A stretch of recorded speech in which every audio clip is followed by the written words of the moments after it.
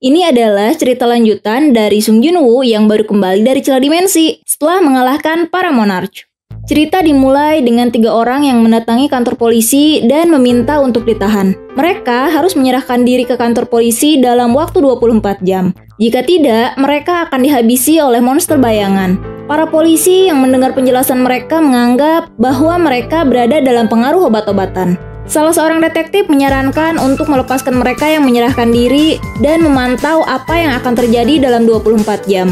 Para polisi yakin bahwa mereka berada dalam pengaruh narkotika dan hal-hal yang mereka katakan soal monster bayangan hanyalah omong kosong belaka. Para penyidik lalu membawa seorang yang menyerahkan diri itu ke dalam gudang tua dan mendudukannya. Sementara orang itu terus berteriak dan memohon ketakutan, para polisi tidak menghiraukannya dan mulai memantau situasi. Tepat jam 12 malam, para penyidik tidak mendapati hal yang mencurigakan seperti yang dikatakan si penjahat. Tapi tiba-tiba, Woo Jin-chul berteriak, "Menyingkir dari sana!" Sebuah bayangan menyeruak muncul dari lantai dan menghantam para penyidik sampai pingsan.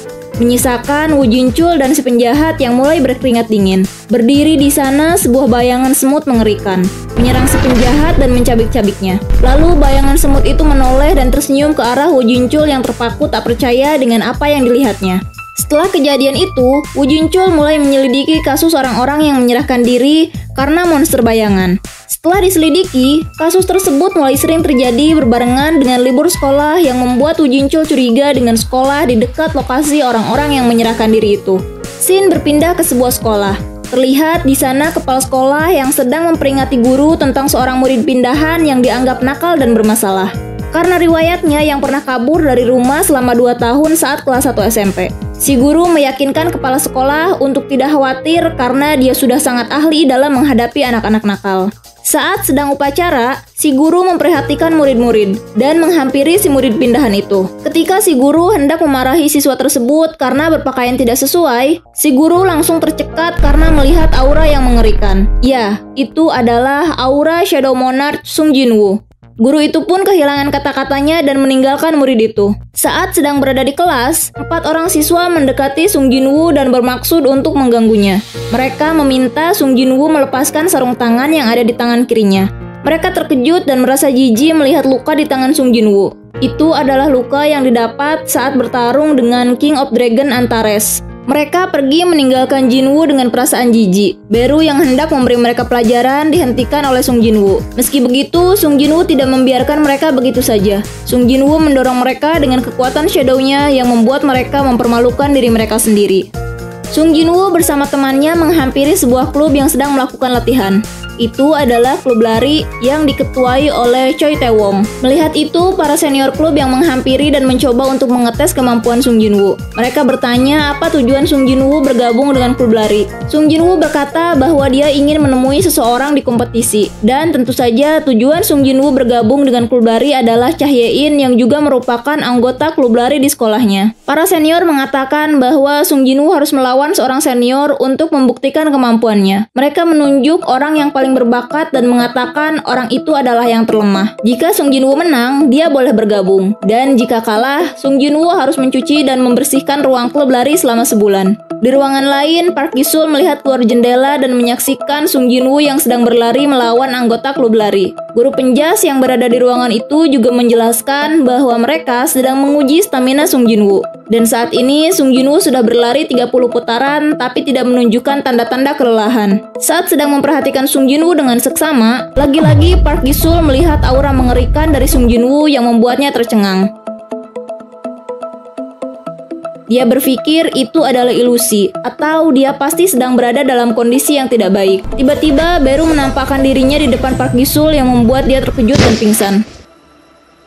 Woo Jin-chul yang sedang makan di restoran bersama rekannya kembali membahas tentang apa yang terjadi pada kriminal yang tiba-tiba terbunuh hari itu. Rekannya bertanya apa yang sebenarnya terjadi saat itu dan apa yang dilihat Woo Jin-chul di sana. Jin-chul yang tampak ragu mengatakan sesuatu tentang semut. Dia bilang melihat monster semut raksasa. Rekannya yang mendengar itu tampak sangsi dan bertanya apakah Jinchul mungkin mengigau. Saat tiba-tiba Park Gisul menyela dan mengatakan tentang semut raksasa dengan badan seperti manusia. Namun dia segera meralat kata-katanya dan mengatakan bahwa mungkin dia terlalu mabuk. Namun Woo Jinchul yang mendengar itu segera meminta Park Gisul untuk menceritakannya secara detail. Sung Jinwoo dan beberapa orang sedang berlatih untuk kompetisi yang akan datang. Dari gedung lain, tampak Park Gisul memperhatikan Sung Jinwoo dengan seksama sambil mengingat percakapannya dengan Woo Jinchul semalam. Sementara di luar, Woo Jinchul tampak sedang memperhatikan sekolah di mana Sung Jinwoo berada. Dia yakin pasti ada petunjuk di sekolah itu. Saat tiba-tiba matanya menangkap sebuah bayangan yang bergerak sendiri yang membuatnya semakin yakin akan adanya sesuatu yang tidak biasa di sana. Sung Jinwoo juga menyadari keberadaan Woo Jinchul yang sedang menyelidikinya. Woo Jinchul masuk ke kelas di mana Sung Jinwoo berada dan memintanya untuk bertemu sebentar, yang membuat seisi kelas menjadi heboh.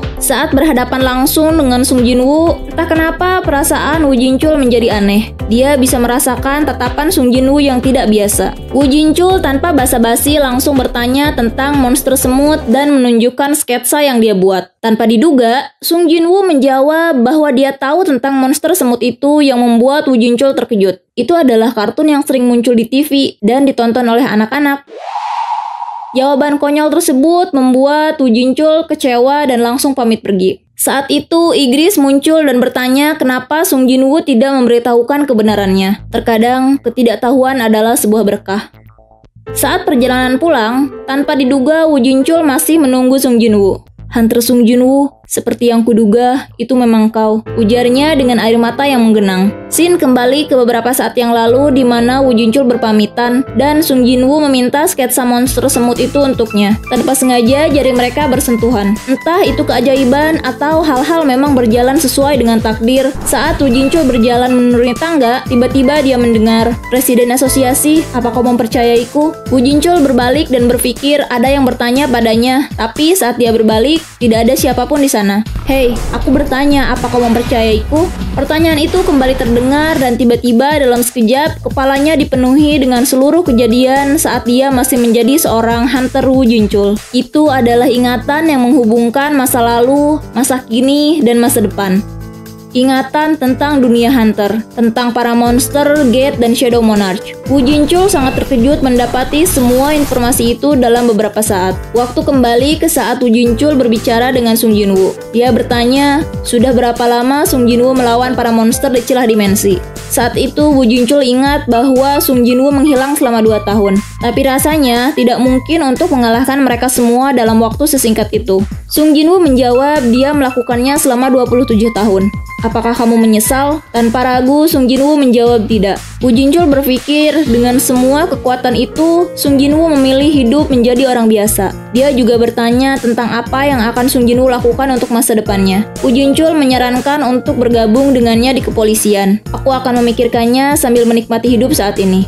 Waktu berlalu begitu saja saat tiba-tiba sesuatu muncul di atas langit, sebuah retakan besar. Saat itu Jinwoo berada di rumahnya dan merasakan sesuatu yang tidak biasa. Lalu dia menemui utusan dari para ruler dan bertanya tentang apa yang terjadi. Utusan itu menjelaskan bahwa mereka adalah para titan dari ras Giant yang memakan batu dari planet yang dihuni makhluk hidup. Mereka menargetkan bumi setelah dikejar oleh Army of the Sky. Ruler berpikir kalau mereka, para titan, mengejar jejak dari kekuatan Sung Jinwoo. Sementara itu, di daerah gurun Amerika Barat, lokasi di mana retakan itu berada, orang-orang dari pemerintahan sudah berkumpul untuk memantau situasi. Dari atas puncak gunung batu, Sung Jinwoo berdiri dengan siap untuk menghadapi para titan. Para titan mulai bermunculan keluar dari dalam gate. Saat itu, pemimpin mereka melihat Sung Jinwoo berdiri sendiri dan meremehkannya. Jinwoo memanggil semua Shadow Army-nya dan bersiap untuk peperangan. Seluruh daratan dan langit dipenuhi oleh Shadow Army.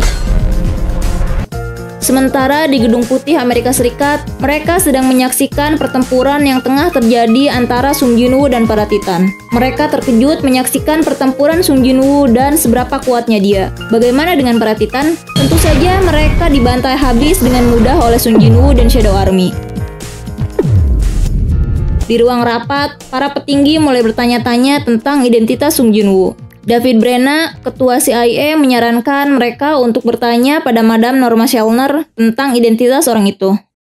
Di belahan bumi lain, Sung Jinwoo sedang bersiap untuk melakukan kompetisi. Di sana, dia melihat Kim Chul, atau yang kita kenal sebagai Iron, salah satu Shadow Army Sung Jinwoo di dunia Hunter yang sedang melakukan pemanasan. Kim Chul yang melihat ke arah Sung Jinwoo, tiba-tiba merasakan dirinya menegang, seperti rasa segan dan takut yang bercampur aduk. Karena merasa ada yang tidak beres, Kim Chul langsung mengajak Sung Jinwoo pergi untuk berbicara. Si Kim Chul ini tiba-tiba aja langsung ngegas, "Apakah kau meremehkanku?" Sementara di sisi lain, para Shadow merasa terhibur melihat tingkah Iron. Saat sedang mencengkram keras Sung Jinwoo, entah kenapa tiba-tiba saja air mata Kim Chul mengalir dengan derasnya. Sebelum Sung Jinwoo meninggalkan Kim Chul yang masih kebingungan, Sung Jinwoo memanipulasi ingatan Kim Chul tentang apa yang baru aja terjadi. "Kau adalah orang yang berjuang untuk melindungi dunia ini. Jadi setidaknya banggalah pada dirimu sendiri." Di belahan bumi lainnya, Debrena datang berkunjung ke rumah Norma Selner. Ketika dia hendak mengatakan apa tujuannya, Norma Selner langsung memberikan jawaban atas apa yang akan Debrena tanyakan. "Jangan pilih MU, pilih Liverpool aja, soalnya NP lagi bapuk." Norma Selner mengatakan bahwa kini dia tidak bisa lagi melihat masa depan. Dia merasakan kebingungan dalam diri Debrena. Bagaimana mungkin Norma Selner tahu tentang apa yang akan dia tanyakan dan apa jawabannya jika dia tidak bisa lagi melihat masa depan? Lebih lanjut, Norma Selner mengatakan bahwa hal yang ingin diketahui Debrena adalah bagian dari masa lalu, dan Norma Selner hanya mengambil beberapa potongan ingatan masa lalu itu. Norma Selner mengatakan bahwa dia memang tahu identitas dari pria misterius yang bertarung dengan Titan waktu itu, tapi dia tidak akan mengungkapkannya. Mendengar itu, Debrena menjadi sedikit bersemangat dan mengatakan bahwa Norma Selner tidak boleh melakukan itu. Satu individu dengan kekuatan menakjubkan dan mengerikan seperti itu bisa sangat berbahaya. Tapi Norma Selner mengatakan bahwa hal seperti itu bukan baru terjadi pertama kalinya, yang ngebuat Debrena sangat terkejut. Setelah berbicara dengan Norma Selner, Debrena berpamitan. Sebelum pergi, dia kembali bertanya apakah Norma Selner yakin bahwa pria itu tidak akan membahayakan. Dan dengan yakin Norma Selner menjawab, "Iya." Setelah Debrena pergi, Thomas Andre muncul dan berkata pada Norma Selner bahwa dia tidak suka pria itu. Dan bertanya, haruskah dia memberi pria itu pelajaran, yang ditanggapi sebagai candaan oleh Norma Selner. Thomas Andre juga berterima kasih atas peringatan Norma Selner sehingga dia bisa terhindar dari kecelakaan maut yang mungkin bisa merenggut nyawanya. Thomas Andre bertanya kenapa Norma Selner menyelamatkannya saat itu. Norma Selner mengatakan bahwa itu karena Thomas Andre sudah melakukan banyak perbuatan baik di masa lalu. Thomas Andre kembali bertanya tentang apa yang sebenarnya dilakukan pria di dalam video itu hingga membuat orang seperti Debrena datang menemui Norma Selner. Dia menyelamatkan dunia. Scene beralih kembali di mana Sung Jinwoo berada. Di depannya duduk seorang wanita muda yang sedang memeriksa kakinya, menatap Sung Jinwoo yang juga sedang menatapnya. Terlihat Cha Hye-in yang berlari melawan beberapa orang dalam turnamen dan berhasil juara 1 dalam babak penyisihan pertama. Ketika selesai, dia memeriksa kakinya yang terkilir cukup parah. Saat itu tiba-tiba seseorang menghampiri Cha Hye-in. Ya, kita tahu lah ya siapa. Dan mengatakan bahwa jika dibiarkan, cedera itu akan semakin parah. Selanjutnya, Sung Jinwoo menyentuh kaki Cha Hye-in yang terluka dan menyembuhkannya. Cha Hye-in terkejut dan bertanya, apakah mereka pernah bertemu sebelumnya? Sung Jinwoo mengatakan dia akan menjawab semuanya jika Cha Hye-in berhasil menang lomba lari darinya. Waktu berlalu dengan begitu cepat dan Sung Jinwoo menikmati masa remajanya bersama teman-teman sekolahnya, seperti seorang anak pada umumnya. Saat malam Natal, Sung Jinwoo yang baru menyelesaikan ujiannya hendak bertemu dengan Cha Hye-in.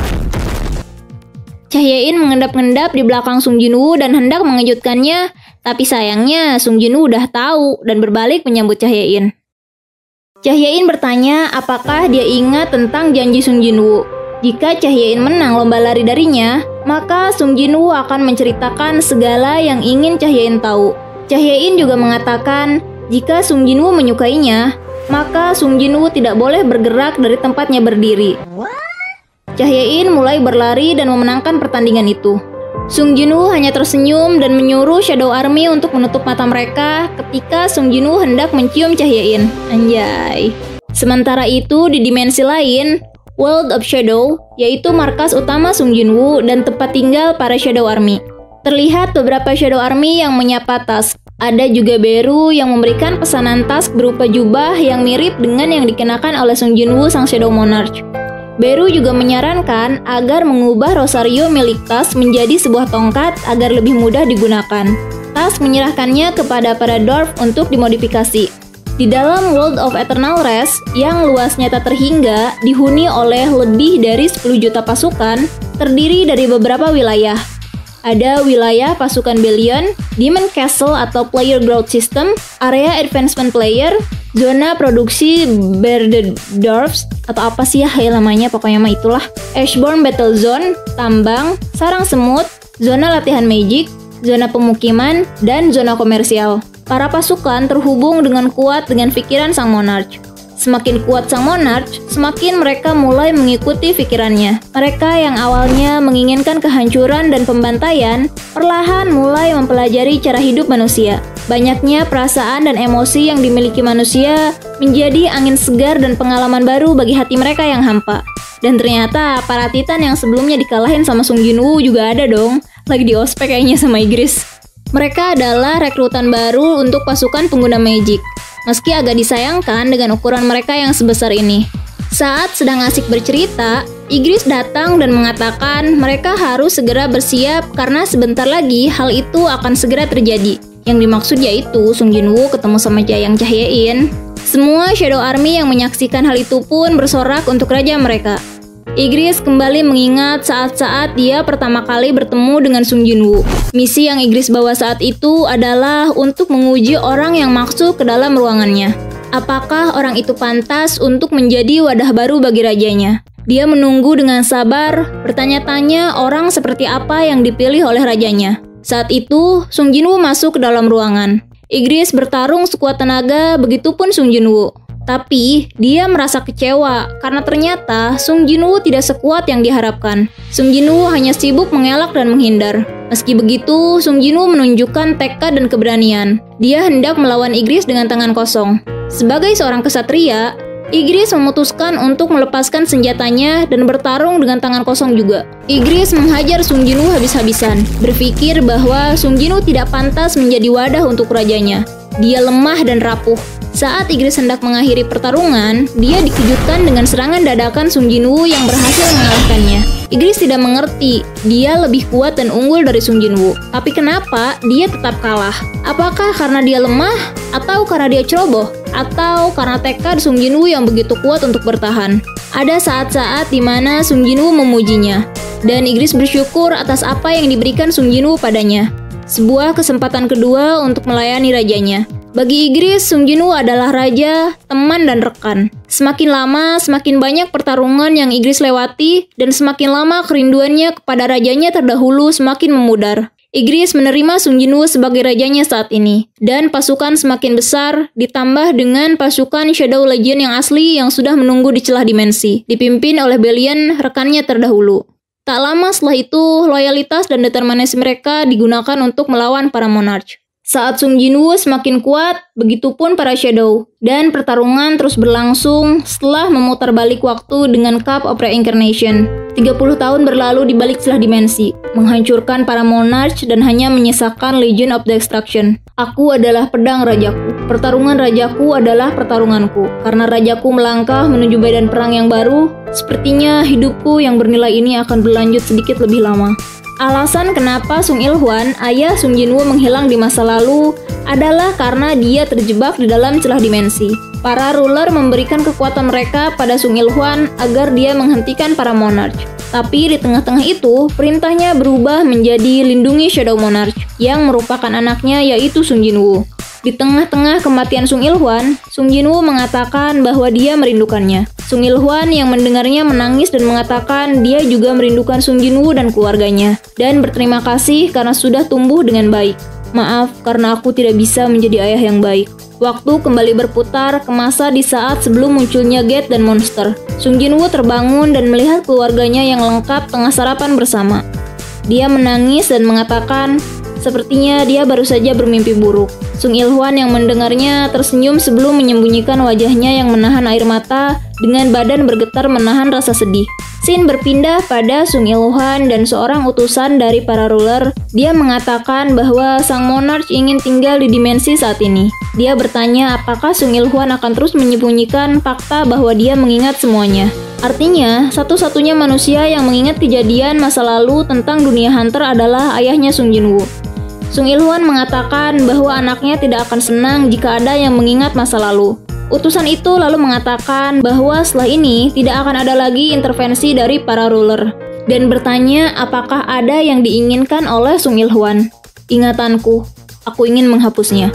Tentu saja hal itu bisa dilakukan. Tapi, kenapa Sung Il-hwan ingin melupakan masa lalunya? Ternyata sangat sulit untuk Sung Il-hwan berpura-pura tidak tahu di depan Sung Jin-woo. Dia juga ingin menjadi ayah biasa yang mengkhawatirkan anaknya dan bukan sebagai Shadow Monarch. Di tempat lain, tampak Yo Jun-ho yang sedang gugup di sebuah restoran daging. Meski begitu, entah kenapa dia merasa sangat familiar dengan tempat itu. Padahal, ini baru pertama kalinya dia datang ke sana. Tiba-tiba, seorang sanbe menghampiri Yo Jun-ho dan mengatakan untuk berhati-hati dengan sikapnya. Karena di jurusan mereka ada seorang sanbe yang menakutkan. Bukan karena temperamennya yang buruk, tapi justru karena karismanya yang kuat. Dia juga merupakan pacar dari atlet Cha Hye-in. Saat sedang berbicara, sanbe yang dimaksud pun datang dan duduk di depan mereka. Sementara sanbe yang sebelumnya melarikan diri, Yo Jun-ho dengan gugup menyapa sanbenya itu. Sung Jin-woo menyodorkan minuman pada Yo Jun-ho, asisten Guild Ahjin sekaligus rekannya di masa lalu. Berpikir bahwa itu adalah alkohol, tapi saat Yo Jun-ho meminumnya, ternyata itu adalah soda. Ya tentu aja, Sung Jin-woo tahu kalau Yo Jun-ho nggak bisa minum. Sung Jin-woo juga meminta Yo Jun-ho untuk memanggilnya Hyung daripada sanbe. Di dalam rumah sakit, tampak seorang pasien sedang berbaring. Di sampingnya terlihat sebuah botol misterius. Dia meminta dokter untuk mendudukannya dan mengatakan, seorang pria muda baru saja datang dan memberiku botol ini. Dia mengatakan bahwa di garis waktu yang berbeda, saya bertarung melawan monster bersama pria muda itu. Dan sekarang dia datang memberikan hadiah atas kerja kerasku di masa lalu. Pria itu juga mengatakan jika meminum ini, saya akan sembuh dari penyakit. Dokter yang mendengar itu merasa ragu dan mengatakan bahwa jika itu palsu. Direktur Go Geun-hye yang saat itu sudah pasrah mengatakan tidak apa-apa, toh hidupnya sudah berakhir. Dia langsung meminum cairan itu dan beristirahat. Saat terbangun, dia merasakan bahwa tubuhnya menjadi lebih baik. Sepertinya matahari masih terlalu panas bagi musim dingin untuk datang. Go Geun-hye adalah ketua asosiasi hunter Korea di garis waktu sebelumnya, dan ramuan yang diminum olehnya adalah Holy Water of Life. Ramuan yang bisa membangkitkan seseorang dari keadaan sekarat sekalipun. Cerita dimulai dengan Lee Se-hwan yang baru saja bergabung di kepolisian sebagai investigator pemula. Dari saat sebelum bergabung, dia sering banget dengar rumor tentang kriminal yang bergabung di departemennya. Orang itu dapat julukan Phantom, dan dari semua kasus yang ditangani, tingkat keberhasilannya adalah 200%, termasuk kasus di masa lalu. Bahkan, para kriminal yang kejam sekalipun bisa berubah jadi domba penurut di hadapan Phantom. Saat sedang menunggu, tiba-tiba seorang senior menyapa Lee Se-hwan dan menawarkan kopi. Lee Se-hwan menjelaskan bahwa atasannya menyuruh untuk bekerja sama dengan investigator Sung. Saat itu tiba-tiba Sung Jin-woo muncul dan mengajak Lee Se-hwan untuk berlatih. Sung Jin-woo bertanya kenapa Lee Se-hwan menjadi polisi. Aku ingin menangkap penjahat. Bagus. Karena itu yang akan kita lakukan. Beberapa hari berlalu, tampak Lee Se-hwan yang kelelahan di mejanya. Saat itu, Sung Jin-woo mendengar percakapan wanita dan seorang investigator. Wanita itu menjelaskan bahwa tidak mungkin temannya bunuh diri, melihat dari pesan yang dia kirim beberapa jam sebelumnya. Investigator tetap bersikeras kalau teman dari wanita itu bunuh diri. Hal itu menarik perhatian Sung Jin-woo, dan dia meminta izin untuk memeriksa kasusnya. Saat membaca laporan kasus, tidak terlihat ada yang aneh, tapi itu tidak menutup kecurigaan Sung Jin-woo. Dia memutuskan untuk mengecek TKP secara langsung. Scene beralih ke tempat kejadian. Sung Jin-woo melihat tempat di mana wanita itu bunuh diri. Masih tersisa sedikit bekas darah di sana. Dan seperti yang kita duga, Sung Jin-woo membangkitkan orang itu dan bertanya apa yang sebenarnya terjadi. Sung Jin-woo mendatangi rumah di mana orang tua korban tinggal. Di sana dia disambut ayah korban yang tampak khawatir dan bertanya tentang perkembangan kasusnya. Sung Jin-woo mengajak si ayah untuk mengobrol di kafe. Murid seperti apakah Se Jin-yi di sekolahnya? Si ayah mengatakan Se Jin-yi adalah anak yang baik dan polos. Jadi tidak mungkin kalau dia punya musuh atau hal seperti itu. Si ayah menangis dan mengatakan betapa dia sangat menyayangi Sejin-yi meski dia bukan putri kandungnya.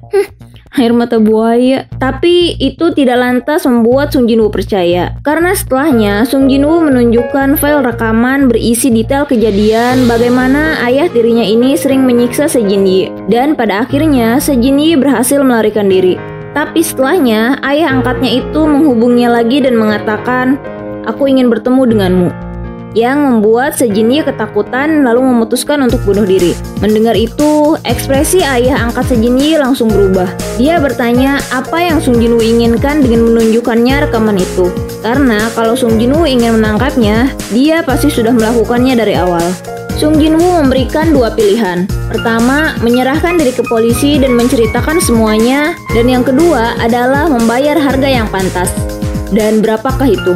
Mendengar jawaban si ayah, Sung Jin Woo mengatakan bahwa itu sudah cukup dan menjelaskan bahwa saat ini mereka tidak lagi berada di dunia. Saat ini mereka berada di dalam World of Eternal Rest, di mana tidak ada siapapun yang bisa masuk atau keluar tanpa izin Sung Jin Woo.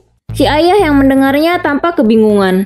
Lebih lanjut, Sung Jin Woo menjelaskan apakah si ayah tidak merasa aneh tentang bagaimana dia bisa sampai ke tempat itu. Saat si ayah mendengarnya, dia baru menyadari tentang bagaimana dia ada di sana dan kenapa kafe ini tampak kosong, padahal saat ini harusnya masih siang. Dalam kebingungan, si ayah mencoba untuk melarikan diri. Tapi sayangnya dia harus dihabisi oleh Beru dan kawan-kawan. Menyala Beruku. Setelah mencincang si ayah, Sejin-yi muncul dan berterima kasih. Dia juga meminta sedikit bantuan dari Sung Jin Woo. Keesokan harinya, Sung Jin Woo menyerahkan sebuah kotak kado pada teman Sejin-yi. Isinya adalah sebuah mug sebagai hadiah ulang tahun untuk sahabatnya itu. Terlihat Yo Jin Ho yang sedang berkonsultasi dengan Sung Jin Woo. Yo Jin Ho mengatakan bahwa dia akan melamar Sung Jin Ah. Dia bahkan sudah menyiapkan cincin dan beberapa hadiah seperti sebuah bangunan yang akan dia bangun sebagai rumah sakit saat Sung Jin Ah sudah menjadi dokter. Buset, rangkai emang beda bang. Tapi Sung Jin Woo mengatakan bahwa Yo Jin Ho tidak perlu berlebihan dan lakukan saja sebisanya. Karena menurutnya Yo Jin Ho adalah orang yang baik. Beberapa saat setelahnya, Sung Jin Woo pulang dan disambut oleh anak dan juga istrinya Cha Hye-in. Sung Jin Woo bertanya apa yang terjadi. Terlihat Igris dan Belion yang sedang berdebat tentang apa yang akan diajarkan pada Sung So-ho, anak dari Sung Jin Woo. Belian yang ingin agar Sung So-ho belajar berpedang dan Igris yang ingin agar Sung So-ho belajar akademis. Sung Jin Woo melerai mereka dan mengatakan terserah anaknya ingin belajar apa. Apalagi anaknya bahkan belum bisa berjalan. Keesokan harinya Sung Jin Woo dipanggil oleh atasannya Wo Jin Chul. Karena Sung Jin Woo yang masih sering ikut campur dalam investigasi penyidik lain. Dia mengingatkan agar Sung Jin Woo berhenti melakukannya agar dia tidak dibenci oleh penyidik lain. Sung Jin Woo yang mendengarnya hanya menanggapi acuh tak acuh. Lebih lanjut, Wo Jin Chul mengatakan bahwa tiba-tiba saja wali dari Sejin-yi, korban bunuh diri itu menghilang dan anehnya, semua CCTV di gedung itu berhenti berbarengan. Sung Jin Woo lagi-lagi menanggapi dengan berpura-pura tidak tahu. Meski begitu, Wo Jin Chul tahu apa yang sebenarnya terjadi, tapi bukan itu alasan Wo Jin Chul memanggilnya. Dengan badan bergetar dan menahan tangis, Wo Jin Chul menyerahkan sebuah kertas berisi informasi dan memberitahu bahwa Direktur Go Geun-hye sedang berada dalam masa kritis. Mendengar itu, Sung Jin Woo terdiam. Di dalam rumah sakit berisi banyak peralatan medis, terbaring Direktur Go Geun-hye dengan badan yang semakin melemah.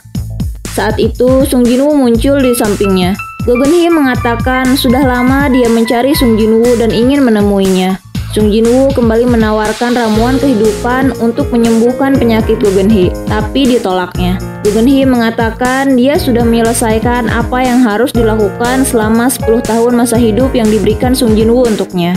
Go Geun-hye mengatakan dia memiliki satu permintaan. Dia ingin melihat dunia di mana mereka pernah bertarung berdampingan melawan para monster. Melihat bagaimana penampilan dan rupanya di masa itu. Sung Jin Woo mengingatkan mungkin itu bukan ingatan yang ingin dia lihat. Tapi Go Geun-hye meyakinkan bahwa dia ingin mendapatkan kembali ingatannya yang hilang. Lalu Sung Jin Woo pun meraih tangan Go Geun-hye dan menunjukkan dunia seperti apa yang dulu dijalaninya.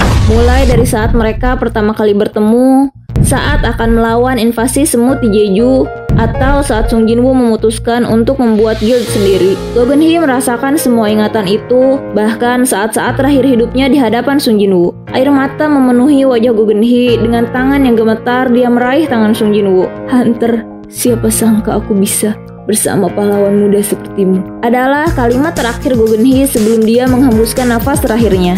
"Meski raga ini menjadi kaku dan dingin, rajutan ingatan yang penuh kemuliaan dalam benakku akan selamanya hangat." Sung Jin Woo duduk di sana sambil menggenggam tangan Go Geun Hee dan menyeka air matanya. "Selamat jalan, kau juga merupakan pahlawan yang pernah berkorban untuk kepentingan orang lain." Sung Jin Woo berjalan meninggalkan rumah sakit saat Cha Hye-in menelponnya dan mengatakan bahwa Sung So-ho terbang mengelilingi rumah dan menyebabkan kekacauan. Sung Jin Woo menenangkan agar Cha Hye-in tidak panik dan dia akan mengajari Sung So-ho cara terbang dengan baik. Sung Jin Woo kembali mengingat ucapan Yo Jin Ho tentang anak mereka yang dia kira akan langsung bisa berjalan begitu dilahirkan. Buset, dikira hewan apa ya? Terdengar suara barang-barang berjatuhan yang membuat Cha Hye-in semakin panik. Sementara Sung Jin Woo bergegas pulang, Igris dan Belion kembali berdebat tentang belajar berpedang atau menjadi pilot.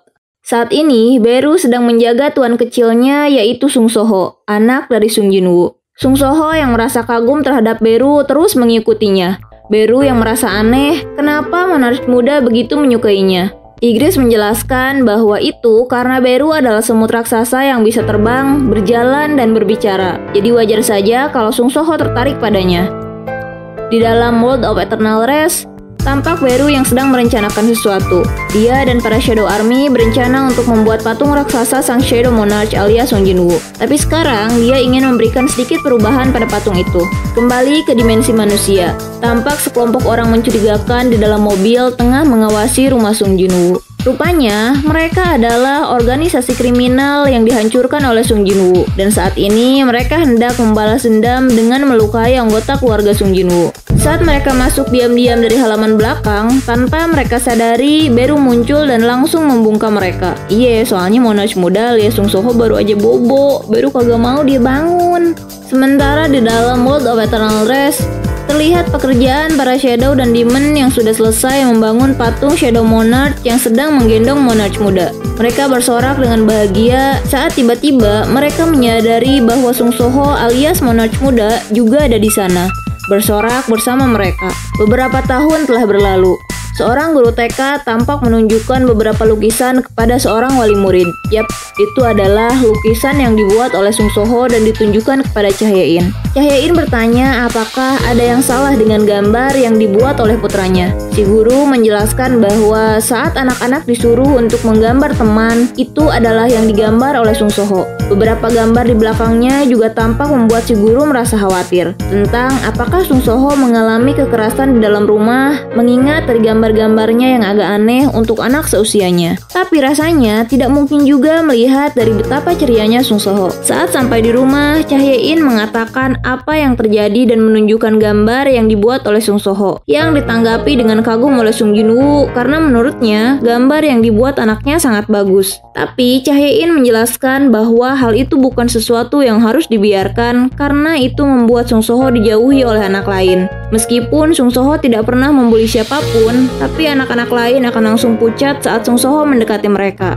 Ternyata itu karena saat Sung So-ho lahir, kekuatan Shadow Monarch otomatis mengalir ke dalam diri Sung So-ho, yang mungkin menyebabkan Sung So-ho tidak bisa hidup dengan normal. Maka dari itu, Sung Jin Woo memutuskan untuk menyegel kekuatan Sung So-ho dan menghapus ingatannya sementara sampai Sung So-ho bisa berbaur dengan orang lain tanpa masalah. Sebelum menghapus ingatan Sung So-ho, Beru meminta izin untuk berpamitan. Beru menangis terseduh-seduh. Sebuah kehormatan bisa melayani Anda, Monarch muda. Sampai kita bertemu lagi, saya akan selalu mendoakan kesehatan Anda.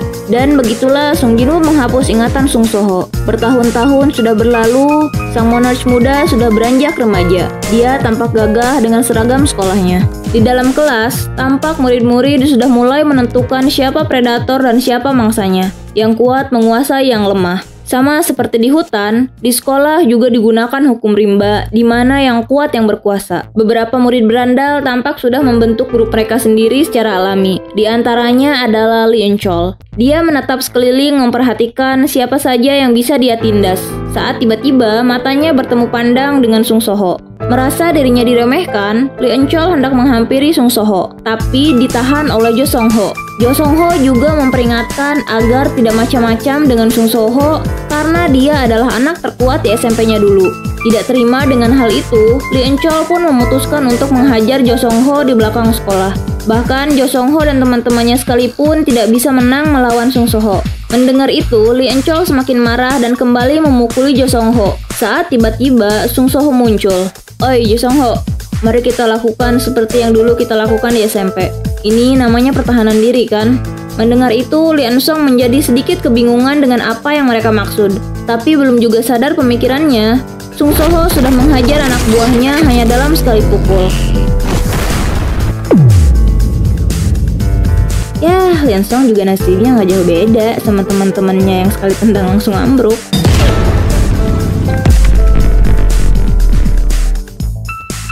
Rumor mengatakan kalau Jo Song-ho menghajar mereka bertiga sampai KO. Jadi rupanya Sung So-ho dan Jo Song-ho membuat kesepakatan di mana Sung So-ho menghajar para berandal dan Jo Song-ho yang mengambil kredit atas tindakannya itu karena Sung So-ho sendiri tidak ingin menjadi sorotan. Saat jam pulang sekolah, tiba-tiba pintu keluar kelas Sung So-ho mendadak macet dan waktu berhenti berputar yang membuat Sung So-ho terkejut. Belum hilang rasa keterkejutannya, tiba-tiba sebuah portal muncul di depan Sung So-ho. Sung So-ho yang kebingungan memutuskan untuk memasuki portal yang membawanya ke dalam sebuah lorong kastil. Dinding kastil dihiasi dengan pajangan senjata. Dan tiba-tiba saja di depan Sung So-ho muncul sebuah jendela notifikasi yang menjelaskan tentang senjata apa saja yang ada di depannya. Ini seperti sebuah game. Sung So-ho terus berjalan menyusuri lorong kastil sampai dia menemukan senjata yang cocok dengan dirinya. Sung So-ho memilih sepasang sarung tangan dan saat itu muncullah status window Sung So-ho. Sung So-ho terus berjalan semakin jauh ke dalam kastil. Saat ini, di sisi kiri kanannya dipenuhi oleh patung prajurit. Saat Sung So-ho berjalan melewatinya, tiba-tiba salah satu patung itu menyerang Sung So-ho dan untungnya berhasil ditangkis meski serangan itu langsung menghancurkan sarung tangannya. Saat Sung So-ho menyadari kalau patung-patung itu bisa bergerak, dia menoleh ke belakang dan benar saja, semua patung yang dia lewati sebelumnya sudah berkerumun hendak menyerangnya. Semakin banyak yang Sung So-ho kalahkan, maka semakin tinggi levelnya dan semakin efektif juga serangannya. Sampai saat Sung So-ho tiba di ruangan Igris, dia tampak sudah menunggu kedatangan Sung So-ho dan tanpa basa-basi langsung menyerangnya. Dan tentu saja Sung So-ho dikalahkan dengan mudah. Saat itu Sung So-ho kembali terbangun di tempat pertama kali dia berada. Dia memperhatikan bahwa satu dari 3 lampu yang awalnya menyala kini padam. Meski awalnya dia tidak yakin, tapi saat dia mati untuk kedua kalinya, lampu itu juga ikut mati dan tinggal menyisakan 1 lampu. Yang artinya nyawanya hanya tinggal 1 lagi. Dan siapa yang tahu apa yang akan terjadi jika dia mati untuk ketiga kalinya. Sung So-ho merasa frustasi karenanya. Saat itu, Sung So-ho bertekad untuk mengalahkan Igris dan membawa semua senjata yang menurutnya akan berguna. Saat Sung So-ho kembali melawan para prajurit dan mengalahkan mereka dengan mudah, saat tiba-tiba dia menerima sebuah notifikasi di mana dia sudah mendapat poin yang cukup untuk menjadi seorang player. Saat itu notifikasi lain muncul mengatakan kalau dia mendapat sebuah quest. Dengan yakin, Sung So-ho menekan tombol terima dan quest pun dimulai. Beberapa portal mulai bermunculan dan dari dalamnya keluar lagi prajurit yang jumlahnya tak terhingga. Semakin lama Sung So-ho bertahan, maka semakin banyak poin yang akan dia dapatkan. Sung So-ho yang melihatnya menjadi semakin bersemangat. Emang bener ya, buah anak jatuh tidak jauh anak dari bapaknya. Gimana sih?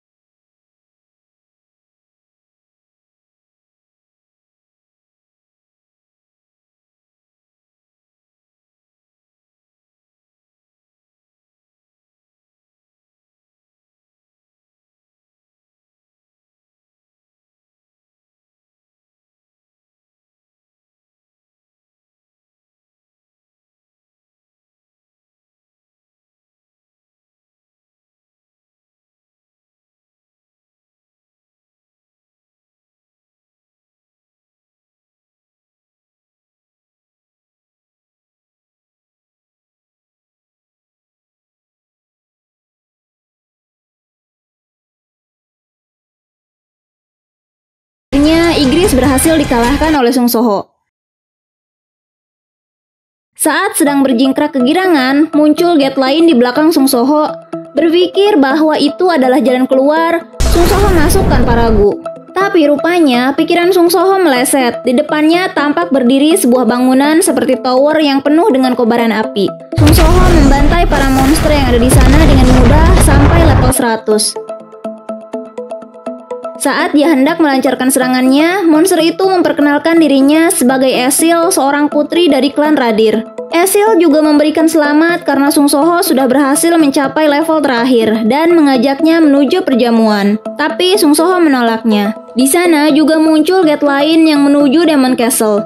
Sung Soho memasuki gate itu dan tiba-tiba disambut oleh pasukan semut yang langsung menyerangnya. Saat Sung Soho mengalahkan para pasukan semut,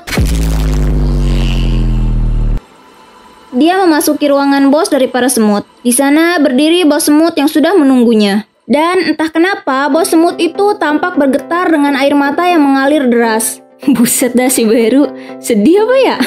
Tapi meski begitu, bos semut tetap menyerang Sung Soho meski dengan air matanya yang kemana-mana. Serangan Beru tampak emosional dan ragu-ragu yang membuat Sung Soho dengan mudah mengalahkannya. Setelah mengalahkan Beru, gate baru kembali muncul. Saat ini level Sung Soho sudah mencapai level 99. Berpikir kali ini adalah akhirnya, Sung Soho masuk ke dalam gate. Tapi lagi-lagi pemikirannya keliru. Di depannya tampak pasukan naga, High Orc, dan Wyvern sudah menunggunya. Tanpa menunggu lama, Sung Soho langsung melancarkan serangannya. Sung Soho menjadi sedikit kewalahan saat semua serangan terarah padanya. Di sana bahkan ada titan batu yang ukurannya berkali-kali lipat dari ukuran Sung Soho. Tapi itu tidak membuat Sung Soho gentar. Saat tiba-tiba tubuhnya mendapat tekanan yang sangat kuat yang disebabkan oleh kekuatan mage High Orc. Tubuh Sung Soho terdorong sampai ke tanah. Saat para naga menyemburkan api, beruntung Sung Soho berhasil menghindar. Saat hendak melakukan serangan balasan, mage High Orc itu juga melakukan serangan dengan tongkat sihirnya yang memberikan kekuatan penghancur luar biasa yang membuat Sung Soho agak kaget dibuatnya.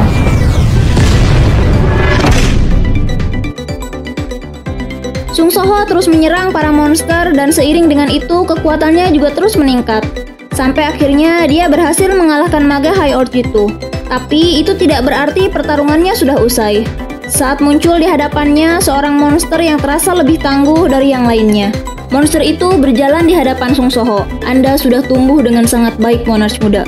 Setelah mengatakan itu, monster itu menyerang Sung Soho secepat kilat. Sung Soho menanggapi dan bertanya kenapa mereka selalu memanggilnya Monarch muda. Apa artinya itu? Tapi tentu saja Sung Soho tidak mendapat jawaban apapun. Monster itu menyerang Sung Soho dengan pedangnya yang bisa berubah menjadi seperti cambuk. Sung Soho dan monster itu saling menyerang satu sama lain.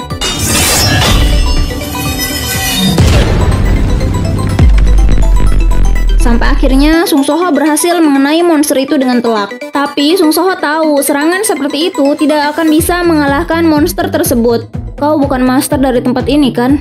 Monster itu menunduk dengan kaki tertekuk ke arah Sung Soho. Dan saat itulah muncul seekor Wyvern dan seseorang yang tampak menungganginya. Sung Soho beradu serangan dengan orang itu yang menyebabkan ledakan kuat. Tapi tentu saja Sung Soho bukan lawan untuk orang itu. Dia cepat dan kuat dengan serangan yang akurat membuat Sung Soho sangat kewalahan. Tapi itu tidak membuat Sung Soho kehilangan rasa percaya dirinya. Sung Soho tetap maju dan menyerang orang itu. Tapi hanya dengan satu gerakan, orang itu langsung menghancurkan gauntlet Sung Soho menjadi berkeping-keping. Sung Soho terkejut dan kagum dengan kekuatan lawannya kali ini. Saat sekali lagi Sung Soho hendak menyerang dengan kekuatan penuh, orang itu menepuk kepala Sung Soho dan mengatakan bahwa Sung Soho masih banyak kekurangan. Saat mendengar suaranya, Sung Soho seakan mengenalnya. Ayah? Namun belum sempat dia mengkonfirmasi, orang itu mendorong Sung Soho ke dalam gate dan tiba-tiba Sung Soho terbangun di dalam ruang kelasnya. Berpikir bahwa semua yang dia lalui adalah game. Saat Sung Soho hendak pulang, tampak Sung Jinwoo, Igris, dan Beru yang sedang memperhatikannya. Rupanya, apa yang terjadi memang dilakukan oleh Sung Jinwoo untuk menguji apakah anaknya sudah siap untuk mendapatkan kembali ingatan dan kekuatannya. Rupanya itu bukanlah kali pertama Sung Soho memasuki gate, dan setiap kali keluar dari gate tersebut, ingatan Sung Soho akan secara otomatis terhapus. Sementara si Beru mah masih nangis aja ngeliatin gambar Monarch muda zaman TK. Di tempat lain, tampak beberapa pemadam kebakaran yang baru saja selesai mengerjakan tugas mereka. Ayo coba tebak, dia siapa di dimensi sebelumnya? Ada yang masih ingat? Di sana juga tampak ayah Sung Jinwoo yang masih bertugas terlepas dari usianya. Scene berganti ke arah langit, jauh ke dalamnya, dan terlihat sebuah retakan yang muncul. Entah apa lagi yang akan terjadi. Dan tamat! Ini adalah episode terakhir untuk Solo Leveling Special. Sebenarnya ada sih kelanjutan ceritanya, meski dengan nama yang berbeda, yaitu Solo Leveling Ragnarok. Tapi masih berupa novel, Coba tulis di komen selanjutnya, mau bahas alur cerita apa? Jangan lupa buat terus support channel ini dengan cara like, komen, dan subscribe ya. Bye!